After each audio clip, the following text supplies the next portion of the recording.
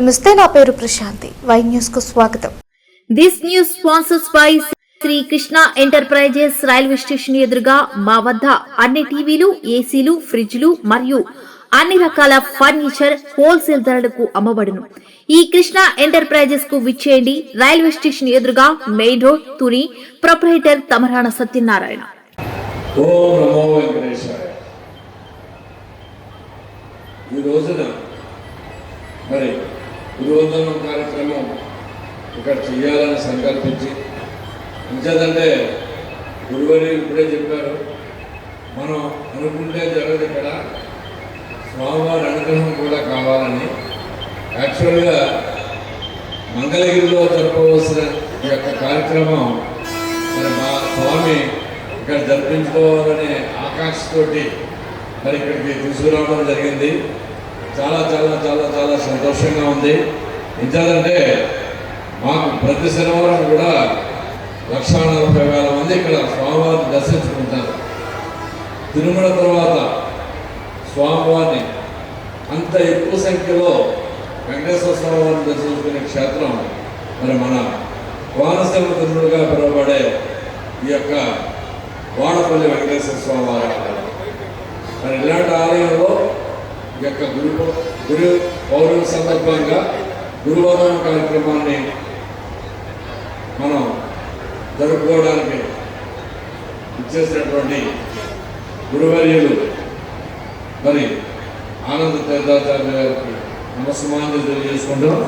అలాగే వేదికను అలంకరించిన మా దేవస్థానం చైర్మన్ గారైన గురు వెంకటరాజు గారికి, అలాగే వేదికను అలంకరించిన వివిధ ఈ యొక్క ప్రాజెక్టులో మమేకమై ఈ యొక్క కార్యక్రమానికి ఇచ్చేసిన వేదిక మీద ఉన్న పెద్దలందరికీ కూడా నమస్కారాంజలి.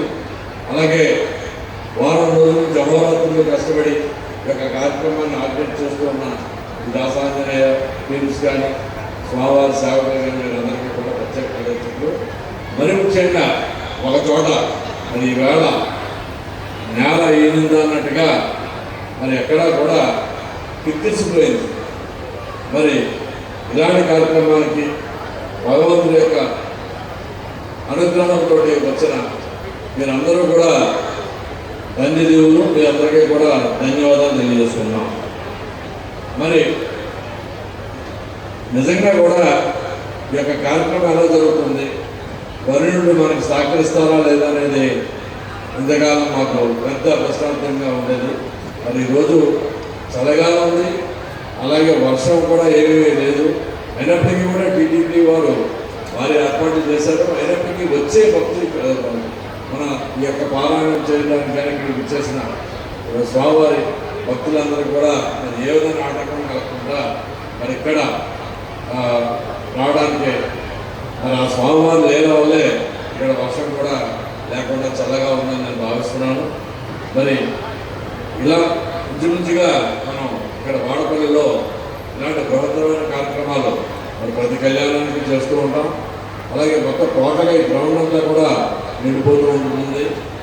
మరి అయినప్పటికీ కూడా ఇంకా మీకు ఇంకా 3 రెట్లు ఉన్నా సరే ఇది సరిపోయేలా పరిస్థితి లేదు. కాబట్టి వచ్చిన ప్రతి వ్యక్తులు కూడా ఇది మన ఇంట్లో కార్యక్రమం అని చెప్పేసి ఉండవలసిందిగాను, అలాగే మీ అందరూ కూడా ఎన్నో ప్రోగ్రాంకి ఇలాగ మీరు స్వామివారి సేవలో నిమగ్నంగా అటెండ్ అయ్యి ఉంటారు. అందుకే ఇంత డిసిప్లైన్డ్గా ఎక్కడా కూడా సైలెంట్గా మరి ఇక్కడ వచ్చిన స్వామివారి యొక్క ఎవరైతే గురువులు ఉన్నారో వారి ఆజ్ఞానికి మీరు అందరూ సైలెంట్గా ఉంటున్నది చాలా చాలా ఆనందంగా ఉంది. ఇంత క్రమశిక్షణ కలిగిన భక్తులు ఎవరైనా ఉన్నారంటే వారు శ్రీవారి భక్తులు మాత్రమే. అలా చెప్పడానికి నేను ఏమాత్రం సంతోషించాను. అలాగే ఇక కార్యక్రమం ఆద్యాంతం కూడా మరి గురువారీలు వచ్చి మాకు ఇలాగ కార్యక్రమం పెడతానని చాలా సంతోషం అనిపించింది. ఈరోజు తర్వాత తప్పకుండా కలిసినటువంటి వాడపల్లి వెంకటేశ్వర స్వామి ప్రాంగణంలో ఇంత మాత్రమే కార్యక్రమాలు ఏర్పాటు చేసినటువంటి గురువారికి, అలాగే మన వాడిపల్లి దేవస్థానం డిప్యూటీ కమిషనర్ సెక్రటరీ గారికి, అలాగే వేదిక భక్తులందరికీ, అలాగే ఈ కార్యక్రమాన్ని ఇంత అంగరంగ వైభవంగా తీసినటువంటి అందరికీ, అలాగే మరీ ముఖ్యంగా వచ్చినటువంటి భక్తులందరికీ పేరు పేరున ధన్యవాదాలు తెలియజేసుకుంటూ ఈరోజు మా వాడిపల్లిలో ఇంత ఆధ్యాత్మిక సభ తీసుకొచ్చినటువంటి గురువులకి మరీ ముఖ్యంగా మేము ధన్యవాదాలు తెలియజేసుకుంటూ, ఎందుకంటే మనందరికీ తెలిసిందే ఈ రోజుల్లో మనంత బిజీ షెడ్యూల్లో మనకు ఎంత ముఖ్యమైనది ఆధ్యాత్మికం మన జీవనశైలిని మార్చుకోవడంలో ఎటువంటి సందేశం లేదు. అటువంటి రోజుల్లో ఈ ఆధ్యాత్మిక సభ మన వాడిపల్లిలో ఈ రోజు పెట్టేందుకు కూడా మేము ప్రత్యేక ధన్యవాదాలు తెలియజేసుకుంటూ, మనకి మా వాడిపల్లి ఈరోజు తిరుపతిగా పేరుగాల్చిపోయింది.